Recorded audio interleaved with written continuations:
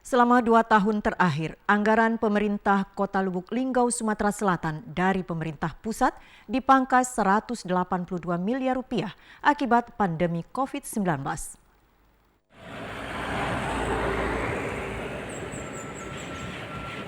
Pemangkasan anggaran dari pemerintah pusat membuat Pemkot Lubuk Linggau harus menyesuaikan anggaran.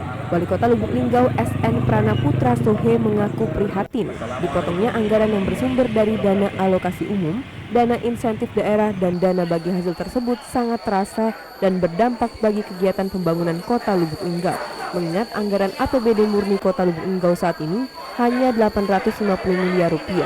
Di tahun 2020 lalu, anggaran dipotong sebesar Rp151 miliar, kemudian tahun ini Rp31 miliar, sehingga total keseluruhan mencapai Rp182 miliar. Bayangkan APBD-nya berkurang Rp182 miliar. Kalau bisa menangis, kita nangis di Linggo ini. Jangan ya, karena kenapa? Ya duitnya tidak kasih lagi. Ya, Rp182 miliar itu, itu besar untuk Kota Lubuk Linggau. 180 dan refocusing balik lagi ke pusat, dipotong oleh pusat.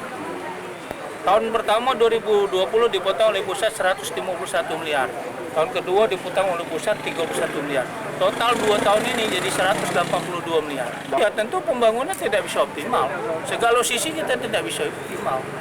Meski mengalami dampak besar, namun sejumlah pembangunan di Kota Lubuk Linggau tetap berjalan karena menggunakan sistem skema pembangunan tahun jamak.